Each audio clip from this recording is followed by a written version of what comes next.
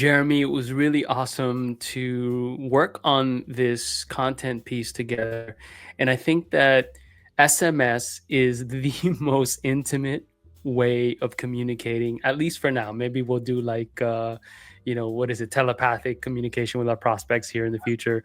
But today we're going to dive into the idea of how to leverage SMS for B2B use cases, right? And real quick, Jeremy, I know you're an expert now at SMS and you've been doing B2B marketing and growth for a long, long time.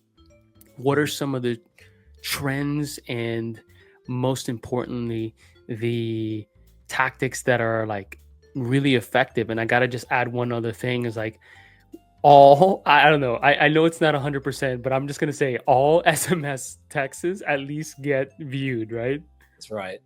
Yeah, no, great topic, man. Great intro to it. Until Elon finishes Neuralink, I think text is going to be your most intimate way to reach your buyers. So, yeah, so I've been doing B2B marketing for 10 years and VP of growth at Texla right now. We're an SMS marketing platform.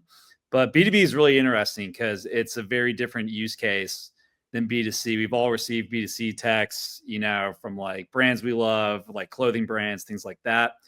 And B2B is a very different approach with texting. There's very different things you need to be doing to leverage it. But yeah, it's just to call out a few of the quick reasons to be using it.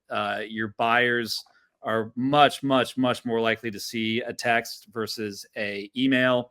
They're much more likely to respond to it. The stats, if you can look it up, the stats are like astronomically higher in terms of like read, Yeah, reply, unbelievable. click a link, everything's higher versus sending an email. And in the crowded sort of world we're living in, you need to, take advantage of these channels that are going to make the most impact for you. So I can start with kind of like a few of the key ways you can start using text for B2B. And then I kind of want to hear your thoughts too, of course, Yeah. man. Um, First things first, like most basic ways to start using it. So if you're in B2B, you want to start using text, the very first thing you can do is text a reminder to a prospect who's getting on a demo with you. Let's say you have a demo or a sales call or discovery call or whatever it is. 15 minutes before, shoot him a text. Hey, this is Jeremy from Texla. Look forward to jumping on the demo with you in 15 minutes.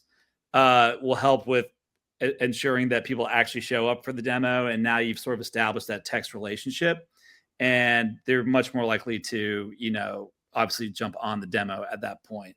You can follow up after the demo. You can shoot them. Let's say you have a one pager or an asset or something to give them, like Asset Mule has. You can shoot them that via text. They're much more likely to see it than responding to an email. I'm terrible personally. If someone shoots me like follow up collateral after a demo, I almost never read it. I'm going to be dead honest with you guys, but I don't get a lot of texts about business stuff. So if you shoot me a business text, it's much more likely to get read.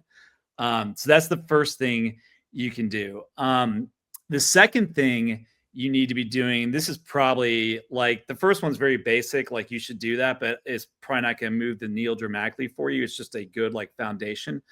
The second thing, and Mark Koskelo just posted about this yesterday, but if you're trying to sell to a committee, the average B2B sale, there's like 5 or 6 stakeholders, right?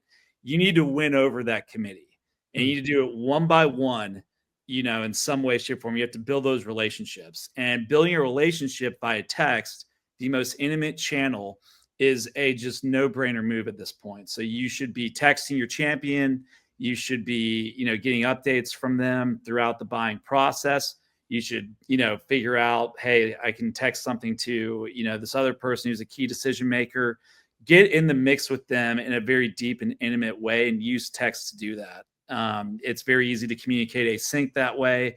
When you're dealing with 5 or 6 people, they're not always going to be available for a call. They're not always going to be, reading your emails. But if you're texting them, it's a really good way to reach out to them. And people might feel like, oh, that's too personal, it's too involved. But when you're talking about like a key business decision, you're deep in the buying process. You're not overstepping your bounds. You're trying to be a consultant, get to know what they're thinking, help answer their questions. If you approach it that way, and you're not just texting them like, hey, what's the latest update? but you're actually like trying to further the conversation, you're going to see a lot of value from that. Awesome. And a couple things that come to mind for the folks out there, my recommendation, and actually I'll ask you, Jeremy, like cold outbound via SMS, I say is a no-no. Like that's my personal Yeah. opinion. But once you can get their opt-in, whether that is on a web form where you've asked their telephone number, right? And another way of doing that is like you're on the call. Hey, Jeremy, great chatting. Is it okay if I text you? And I think that getting their opt in there not only helps, right, with their acceptance of the text message, right? And now you establish that form of communication, but it's also a signal, Mhm. right?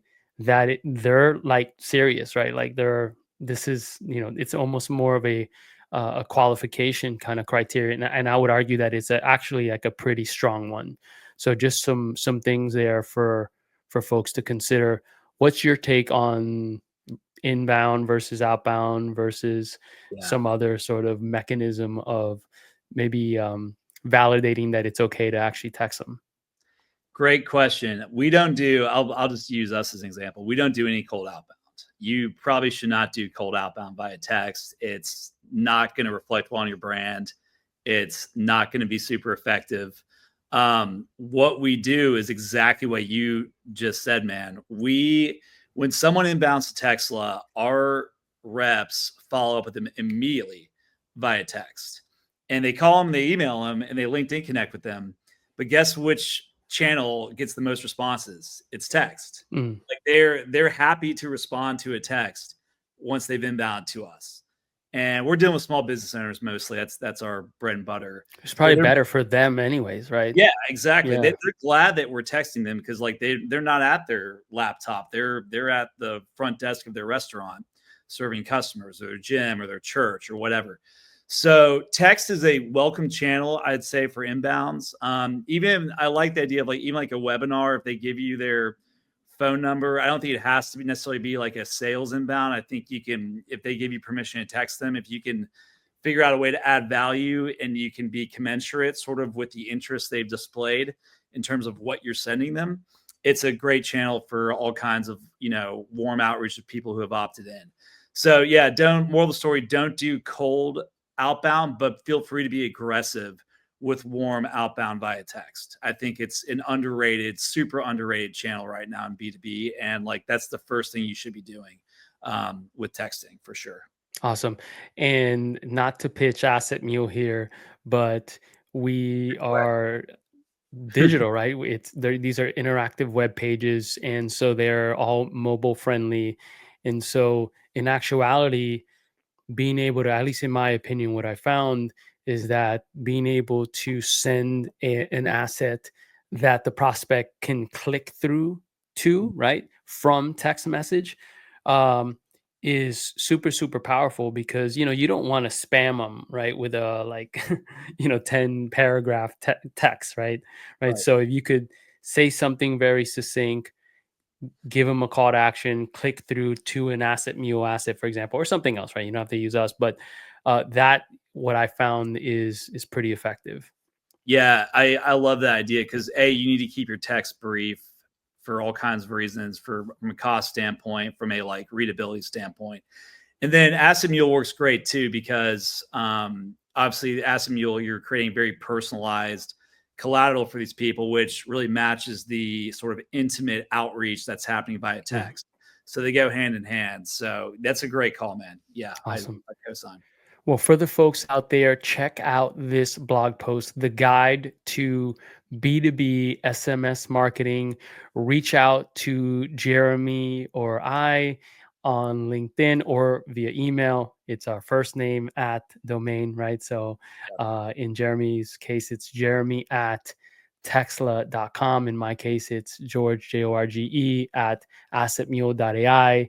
We are super thrilled to talk about this topic more, and let us know. Did you find this guide helpful? Is there anything else that we can add? And for everyone out there, have a great day. Thanks, George. Have a great day, everyone.